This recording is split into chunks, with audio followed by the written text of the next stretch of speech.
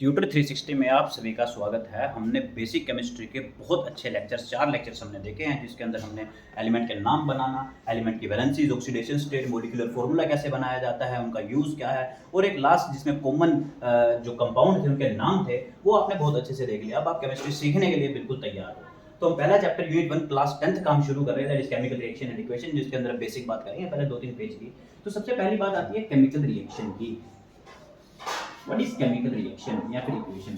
सबसे पहले तो आप इतनी सी बात समझो कि यार हम लोग केमिकल रिएक्शन करवाते भी हैं और हमारे अंदर खुद ब खुद भी हो रही होती हैं, बिकॉज हमें ज़िंदगी जीने के लिए चाहिए चेंज, और चेंज आता है जब दो चीज़ें कंबाइन होती हैं। तो हम क्या बोल रहे हैं कि मेरे पास सपोज ए था, एक दूसरी चीज़ थी बी, मैंने उन दोनों को ऐड किया और ए भी बन गया। तो ऐसा ज़रूर है कि इनकी जो प्रॉपर्टीज होंगी, इन दोनों की, मतलब जो भी इनकी प्रॉपर्टीज है, जैसा ये दिखता है, जो भी ये हरकतें करता है ना, जो नई चीज बन रही है उसकी प्रॉपर्टीज इसकी इससे बिल्कुल डिफरेंट होगी, बिल्कुल डिफरेंट होने वाली है। पहली बात तो ये समझो, क्योंकि हमें चाहिए वैसा, हम खाना बना रहे हैं, खाने के अंदर नमक भी डाल रहे हैं, मसाला भी डाल रहे हैं, हमने सब्जी कूटी भी, तड़का भी लगाया। खा तो हम खीरा है, खीरे को वैसे भी सकते थे, प्याज है, प्याज को हम रूखा भी खाते हैं और उसको तड़के के अंदर डाल के भी खाते हैं। तो हमें क्या चाहिए, हमें टेस्ट चाहिए। टेस्ट क्यों चाहिए? क्योंकि हम एक खाना बार बार खा खा के सूखा खाना बोर हो जाएंगे, इसलिए हम नमक मिर्च वगैरह ऐड करके उसमें कुछ अच्छी चीज बना लेते हैं, है ना। तो इसलिए हमें just for a change, just for test, हमने वो रिएक्शन करवाई। तो ऐसे ही करोड़ों रिएक्शंस हमारे अंदर हो रही होती है। जिस भी चीज़ की हमें रिक्वायरमेंट है, जो भी चीज़ प्रोडक्ट बन रही है ना, उसके यूज़ के अकॉर्डिंग वो रिएक्शन हो रही होती है। तो मतलब दो चीज़ें हो रही हैं। ये जो मैंने यहाँ पर लिखा है वो लिखे हैं रिएक्टेंट। रिएक्टेंट तो कुछ रिएक्टेंट्स होंगे, रिएक्टेंट मतलब रिएक्ट करवाएंगे, मिलेंगे आपस में और दे देंगे क्या, प्रोडक्ट। प्रोडक्ट मतलब क्या, प्रोड्यूस हो रही है जो चीज, प्रोडक्ट प्रोड्यूस हो रही है, नई चीज बन रही है। और ये बात सच है कि इनकी प्रॉपर्टीज इनसे बिल्कुल डिफरेंट होने वाली है। तो रिएक्टेंट एंड प्रोडक्ट को अगर मैं मान लो डिफरेंशिएट करने की कोशिश की करूं, तो सबसे पहली बात, किसी भी केमिकल, अच्छा केमिकल रिएक्शन क्या होता है, केमिकल इक्वेशन क्या होता है, अलग अलग नहीं होता, ये होता तो कुछ एक सा ही है, बट इनकी डेफिनेशन अलग अलग है, चीजें अलग अलग हैं। तो उनका, उनके बारे में डिफरेंस देखेंगे, इन दोनों के अंदर क्या डिफरेंस है। बट पहले एक बार बेसिक बात सीखते हैं। रिएक्टेंट का मतलब क्या, कुछ ऐसा कि भाई ये मैं लिखूंगा लेफ्ट हैंड साइड में, लेफ्ट हैंड साइड में लिखने वाला हूं डिफरेंस, और इसको मैं लिखने वाला हूं राइट हैंड साइड के अंदर, राइट हैंड साइड के अंदर। एक बात। दूसरी बात, अब अगर मान लो मेरे पास कुछ चीजें थी, मैंने रिएक्ट करवाई और नया प्रोडक्ट बन गया, इसका मतलब जो पहले जो चीज थी वो अपनी ओरिजिनलिटी खो रही है, मतलब वो डिक्रीज हो रही है, उसकी क्वांटिटी डिक्रीज हो रही है। तो मैं ये लिख सकता हूं विद टाइम, मतलब टाइम के साथ साथ या फिर रिएक्शन के साथ साथ, reactant, reactants quantity decreases, decrease होती है। और विद टाइम, अब प्रोडक्ट की तो बना रहे हैं, प्रोडक्ट की बन रहा है, तो विद टाइम प्रोडक्ट की जो क्वांटिटी होती है, प्रोडक्ट की जो क्वांटिटी होती है वो इंक्रीज हो रही होती है। बहुत अच्छे, कोई दिक्कत नहीं है। तो ये तो थी रिएक्टेंट और प्रोडक्ट की कहानी। लेफ्ट हैंड साइड में लेके जाएंगे, राइट हैंड साइड में लेके जाएंगे, रिएक्टेंट से प्रोडक्ट बनेगा, that is a different thing. अब अच्छा, मैंने जो रब कर दिया है, जल्दी तो आप बैक फॉरवर्ड करो, स्लो फॉरवर्ड करो, मर्जी आपकी, जो करना करो। तो अब देखो, अब ऐसी कहानी है कि मैं जब बात कर रहा हूँ केमिकल रिएक्शन की, मान लो मैंने यही लिखा, मैंने हाइड्रोजन ली, मैंने क्लोरीन ली, और हाइड्रोजन और क्लोरीन से बना दिया मैंने क्या, HCl हाइड्रोक्लोरिक एसिड बना दिया। या फिर मैंने हाइड्रोजन ली, मैंने ऑक्सीजन ली और पानी बना दिया, H2O बना दिया। मतलब ये रिएक्टेंट है, ये प्रोडक्ट है। तो कहानी कुछ ऐसी है कि मान लो मैं ऐसा करूं, एक इसको ये लिखूं, इस चीज को लिख रहा हूं मैं, इस चीज को मैं लिखूं when hydrogen and oxygen,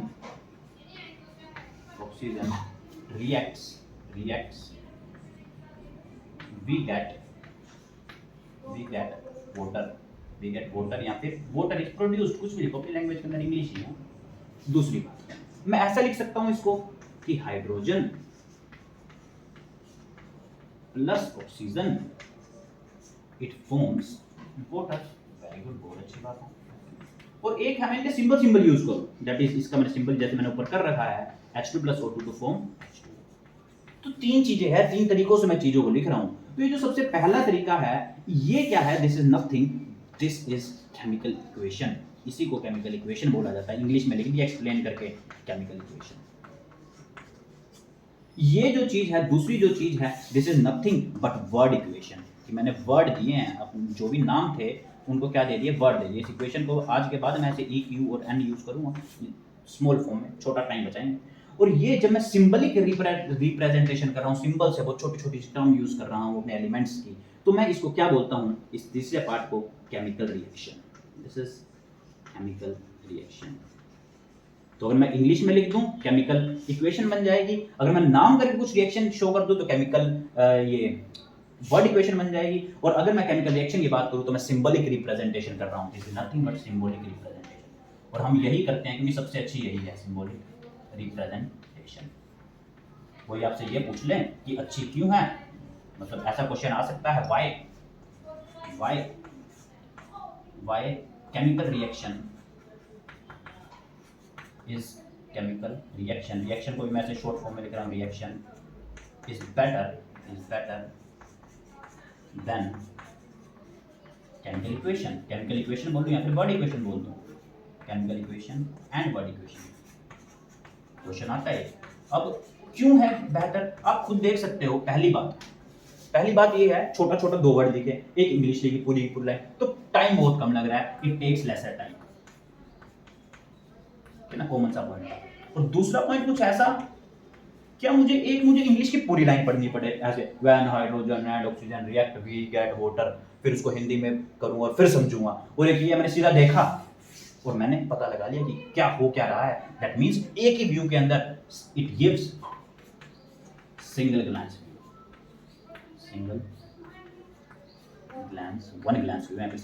view दे देता है। तो केमिकल रिएक्शन, केमिकल इक्वेशन और वर्ड इक्वेशन की कहानी इतनी सी ही है ना। अब बारी आती है, मुझसे ये पूछा जाएगा कि मुझे कैसे पता चल रहा है कि कोई भी केमिकल इक्वेशन हुई या नहीं हुई। मतलब जो खाना बना रहे हैं, खाना बनाने के बाद हमें देख रहा है कभी कहीं धुआं उठ रहा है, खाना गर्म हो रहा है, हीटिंग हो रही है, उसकी शेप चेंज हो रही है, साइज चेंज हो रहा है, कलर चेंज हो रहा है। तो ये वही फैक्टर्स हैं जिससे मुझे ये पता चलता है कि कोई भी केमिकल रिएक्शन हो रही है। तो मैं यहाँ पर ये लिख देता हूँ, क्या, फैक्टर्स या फिर प्रॉपर्टीज या फिर कैरेक्टरिस्टिक्स। भाई कोई कैसे बता पाएगा कि कोई डॉक्टर है, भाई उसके क्या नाम है, गले में वो स्टेथोस्कोप होना चाहिए, एक वाइट कोट होना चाहिए, कोई लॉयर है ब्लैक कोट होना चाहिए, है ना। तो कैरेक्टरिस्टिक्स, इसकी कैरेक्टरिस्टिक क्या है, characteristics of a chemical reaction. So ये क्या कहानी है, ये क्या वाला है। सबसे पहली बात, मुझे लग सकता है कि किसी की भी स्टेट में चेंज आ सकता है, we get to know about change in state. दूसरी बात, हमें ये पता चल सकता है शायद वहां पे टेम्परेचर का चेंज हो रहा हो, चेंज इन टेम्परेचर। अभी बताया खाना उठ के धुआं उठ रहा है, क्यों उठ रहा है वो पता चलेगा, चेंज इन टेम्परेचर। और भी हो सकता है कुछ, चेंज इन स्टेट हो गया, change in temperature, change in colour. वैसे तो बहुत सारे चेंजेस होते हैं, है ना, बट फिलहाल 10th क्लास में हम यही पढ़ रहे होते हैं, इन तीन चीजों से काम चला लेते हैं कि हाँ यार ये तीन काम हो रहे हैं। ठीक है, एग्जाम्पल देखते हैं कैसे। मान लो कि मैंने ऐसा किया, मैंने एक एग्जाम्पल लिया हाइड्रोजन, फिर लिया क्लोरीन, बनाया मैंने क्या, HCl। और एग्जाम्पल ले लूँ मैंने लिया CaO, मैंने बनाया उसको वाटर के साथ ट्रीट करवा दिया, बनाया मैंने कैल्शियम हाइड्रोक्साइड CaOH2। अगर आपने पहले 4 लेक्चर देखे हैं तो आपको कंफ्यूजन नहीं होगी ये कैसे बन रहे हैं, क्यों बन रहे हैं। बट अगर आपने नहीं देखे हैं तो तुम बोलोगे यार रिएक्शन को रटना पड़ रहा है, बट ऐसा एक्चुअल में नहीं होता। H2+Cl2 ये बनाया। मान लो मैंने ले लिया क्या, आयरन ले लिया, मैंने कॉपर सल्फेट के साथ उसकी रिएक्शन करवाई और बना दिया FeSO4 प्लस Cu। यहाँ पे हीट निकलती है। चलो 3 रिएक्शन से पता करते हैं, कितना कुछ चीज़ें बाकी नहीं होंगी तो वो रिएक्शन करते हैं। अब देखो ये हाइड्रोजन था। अच्छा ये भी बात पहले जान लो, किसी भी केमिकल रिएक्शन के ब्रैकेट में ये लिखा होता है, कहीं ये S लिखा होता है, कहीं ये L लिखा होता है, कहीं AQ लिखा होता है, कहीं G लिखा होता है। तो ये क्या है, ये दिखाता है स्टेट्स ऑफ मैटर को, कि जो भी मैंने लिया है वो किस फॉर्म में है, वो स्टेट कौन सी स्टेट में है। तो S मतलब सॉलिड, L मतलब लिक्विड, AQ मतलब एक्वस मतलब सॉल्वेंट टाइप कुछ है, और G मतलब गैस, वो गैसियस फॉर्म के अंदर है। ठीक है, तो और मान लो कोई रिएक्शन लिखनी है, मैं ऐसी रिएक्शन लिख लूँ दैट इज जिंक लिख लूँ मैं, जिंक प्लस HCl, मुझे मिलेगा ZnCl2 प्लस H2। तो बहुत सी चीज़ें हैं, अलग अलग केमिकल रिएक्शन में बहुत सारी चीज़ें देखने को मिल सकती हैं। अच्छा ये गैस है, और HCl मुझे सॉलिड मिल रहा है या फिर एक्वस मिल रहा है, वो डिपेंड करता है कि आपने सॉल्वेंट यूज किया है या नहीं किया है। तो HCl मिल रहा है, सॉलिड नहीं लिक्विड। तो आपको ये जो भी चीज मिल रही है, यहाँ पे गैस था, यहाँ पे गैस था, मिल गया लिक्विड, तो क्या हो रही है, चेंज इन स्टेट, स्टेट में चेंज हो रहा है। तो आपको पता चलेगा अगर स्टेट चेंज हो रही है तो केमिकल रिएक्शन हो रही है। दूसरी बात, ये Ca था कैल्शियम ऑक्साइड, ये H2O था, ये बन गया कैल्शियम हाइड्रोक्साइड, बट ये मैंने हीट क्या लिखा है, आपने देखा होगा है ना, रेत होता है, सीमेंट होता है, मैं पानी डालता हूँ धुआं निकलना शुरू हो जाता है, या फिर कैल्शियम ऑक्साइड होता है, पानी डालता हूँ तो पानी गर्म होना शुरू हो जाता है, बॉयल होना शुरू हो जाता है। Why this is so, because of this exothermic reaction. बाद में पढ़ाएंगे एक्सोथर्मिक क्या होती है, कि हीट रिलीज होती है, बट अभी के लिए आप इतना समझ रहे हो कि टेम्परेचर के अंदर चेंज आता है। तो ये वाली जो रिएक्शन हुई वो कौन सी हुई, चेंज इन टेम्परेचर। टेम्परेचर से भी मैं पता लगा पा रहा हूँ कि केमिकल रिएक्शन हुई है। Next, this is iron. अच्छा, कॉपर सल्फेट, कॉपर सल्फेट याद करो, ब्लू विट्रोल, व्हाइट विट्रोल और ग्रीन विट्रोल, है ना, ये होता है कहीं ना कहीं ब्लू कलर का, और ये जो बनता है ये बनता है ग्रीन कलर का, लाइट ग्रीन कलर का बनता है। तो आपको ये जानकर बड़ी खुशी होगी कि कलर चेंज हो रहा है, और अगर कलर चेंज हुआ दैट मींस ये क्या है, change in colour, chemical reaction है। अब जिंक सॉलिड होता है, HCl लिक्विड है सपोज, ये आपका सॉलिड है और ये आपकी गैस है। भले देख लो यार, ये सॉलिड लिक्विड, ये सॉलिड, तो गैस बीच में कहां से आ गई। तो गैस का मतलब क्या, फिर से चेंज इन स्टेट हो रहा है, तो मतलब मुझे क्या पता चल रहा है, केमिकल रिएक्शन हो रही है। These are the characteristics of chemical reaction, जो आपको पता होनी चाहिए। चीजें पूछेगा, क्वेश्चंस आएंगे, एक दो नंबर के सब आएंगे, जैसे ही हम कुछ सैंपल पेपर कर रहे हैं, कुछ चीजें क्वेश्चंस कर रहे हैं, टेस्ट कर रहे होंगे, हमें पता लग रहा होगा। Characteristics of a chemical reaction भी कंप्लीट होता हुआ। आगे आगे क्या देखें, आगे हम कुछ अब रिएक्शंस के बारे में देखते हैं, है ना। सबसे पहली रिएक्शन, कुछ एक चीज आती है, हम देखते हैं जनरली क्या देखते हैं। अच्छा, सबसे पहला मैग्नीशियम रिबन के बारे में, स्टडी ऑफ मैग्नीशियम रिबन। पहली ही पेज पर पहला ही एक्सपेरिमेंट है मैग्नीशियम रिबन के बारे में।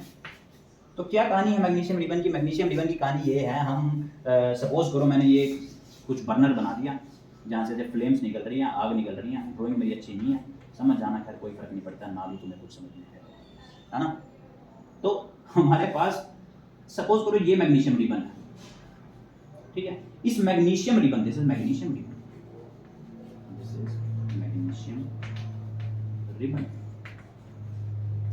ये फ्लेम है, ये फ्लेम है, और जैसे ही मैं इसको बंद कर रहा होता हूं, तो अगर मैं यहाँ पे एक चाइना डिश रख दूं, उस चाइना डिश पर इकट्ठे हो जाते हैं क्या, कुछ white substance, white powdered substance, जिसको मैं नाम देता हूं मैग्नीशियम ऑक्साइड का, MgO।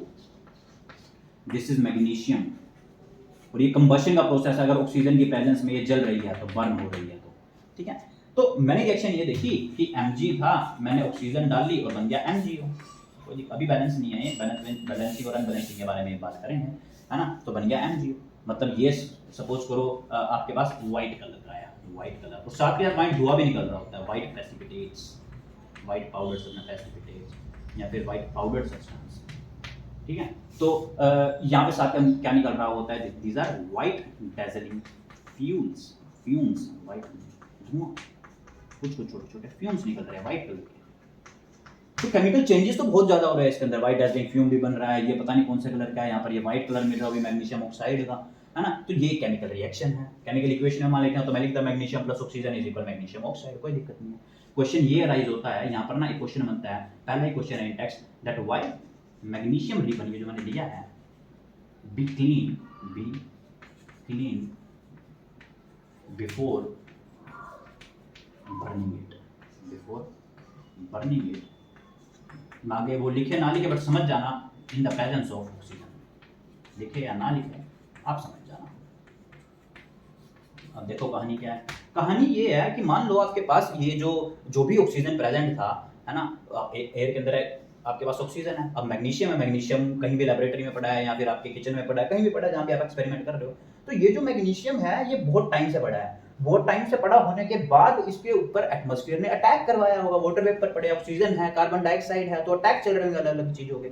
अगर अटैक चल रहे हो तो कोई ना कोई चेंजेस तो आएगा, जैसे पानी है, जैसे आयरन है, आयरन के अंदर मान लो यही था। अच्छा, ये भी एक केमिकल चेंज है, देखना Fe था, मैंने H2O डाला, बनाया Fe2O3, है ना। देखना क्या ये सॉलिड था, है ना, ये सॉलिड था, और ये जो होता है सपोज करो ये आपके पास ब्लू कलर का है ना, और यहाँ पे जाते जाते रेडिश ब्राउन हो जाता है, colour change reddish brown, oxidation, corrosion में पढ़ेंगे हम इस चीज को, रेडिश ब्राउन, ठीक है। तो अभी मैं समझा रहा हूँ कि दिस इज ऑक्सीडेशन। वैसे ही हम जो ये मैग्नीशियम है इसके ऊपर ऑक्सीजन पहले से ही रिएक्ट कर रहे हैं हम। अच्छा, ये है रूम टेम्परेचर पर, रूम टेम्परेचर, वो तो अगर हम टेम्परेचर हाई कर रहे हैं, आग लगाने का मतलब टेम्परेचर को हाई करना, ये रूम टेम्परेचर है। तो सपोज करो ये मैग्नीशियम था, इस मैग्नीशियम के ऊपर आ जाती है लेयर मैग्नीशियम ऑक्साइड की, layer of magnesium oxide, layer of magnesium oxide. और अगर मैग्नीशियम ऑक्साइड की लेयर आ रही है तो ये जलने में इसको दिक्कत करेगी यहाँ पर। अच्छा, खाली ऑक्सीजन रिएक्ट नहीं करवाता, एक्चुअली में तो कार्बन डाइऑक्साइड ही करवाता है। मतलब या तो मैग्नीशियम ऑक्साइड बनेगा या फिर मैग्नीशियम इस कार्बन डाइऑक्साइड के साथ में रिएक्ट करवा के बनाएगा मैग्नीशियम कार्बोनेट, MgCO3 बना देगा। तो ये अलग अलग चीजें हैं मेरे भाई, ठीक है। बट ये लेयर डिस्टर्ब करने वाली है, इनकम्प्लीट कंबशन करेगी, इनकम्प्लीट कंबशन, या फिर कुछ ना कुछ तो दिक्कत करेगी, इनकम्प्लीट कंबशन, या फिर साइड रिएक्शंस देने लगेगी। So to avoid that side reactions, reason यहां पे लिख सकते हो, to avoid side reactions we clean, और किस चीज के साथ करते हैं, we clean the magnesium ribbon by sandpaper, by, वो पूछेगा आपसे किस चीज से करते हैं, गिवन हुआ तो और भी अच्छी बात है, सैंड पेपर। अब सैंड पेपर क्या होता है यार, ये सैंड पेपर रेत का पेपर ही होता है, ऐसे ही लगाओ आप, है ना, खुदरा खुदरा सा होता है। ये पेंट होता है, पेंट में लेके आता है घर वाले, पहले दीवार साफ करते हैं, खुरचते हैं, इन द सेंस रेगमार बोलते हैं यार उसको हिंदी में, दैट इज सैंड पेपर, रेगमार। राइटिंग से कॉम्प्रोमाइज किया करो थोड़ा सा, ना हो कुछ समझ में तो कमेंट बॉक्स में पूछो, कोई दिक्कत नहीं है। इंस्टाग्राम का चैनल लाइक करो, वहाँ पे मैसेज में डाल दिया करो ये चीज़ें हैं, यहाँ डाउट आ रहे हैं, जहाँ भी डाउट आए भाई तुरंत भेज दो, दिमाग के अंदर कंफ्यूजन नहीं रखनी किसी भी प्रकार की। तो हमने ऐसा कर दिया, काम हो गया हमारा, है ना, हमें पता चल गया मैग्नीशियम रिबन को अब साइड रिएक्शन से अवॉइड करने के लिए भाई हमारे पास फालतू का प्रोडक्ट ना बने, तो मैं क्या काम कर देता हूँ, उसको सैंड पेपर से रब कर देता हूँ। बहुत बहुत अच्छी बात है। तो हमने केमिकल रिएक्शंस के बारे में थोड़ा नहीं बहुत कुछ सीखा, है ना।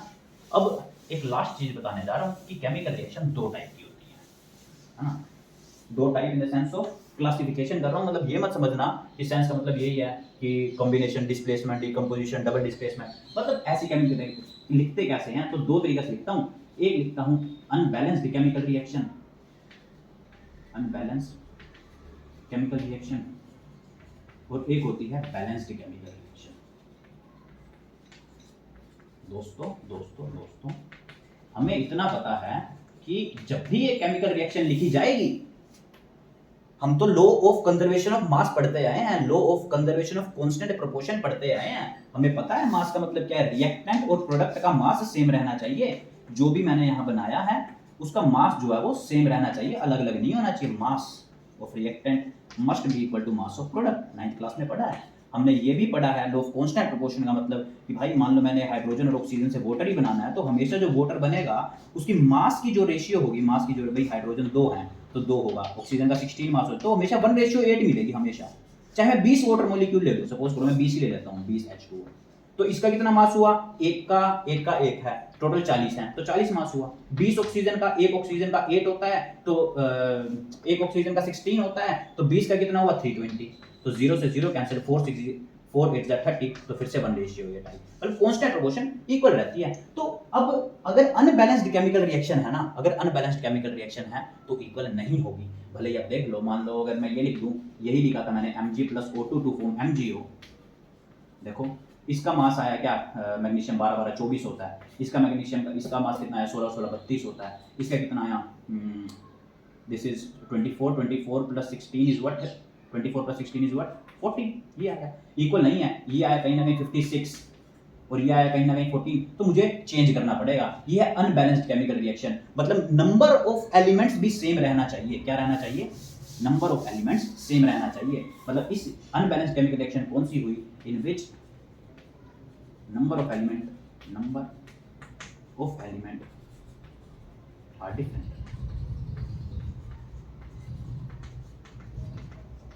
और इसके अंदर क्या हुआ, number of element remain same, number of element remain same. मतलब अगर इसी रिएक्शन को मैं बैलेंस करके लिखूं तो कुछ ऐसा लिखूंगा, Mg + O2 to form MgO।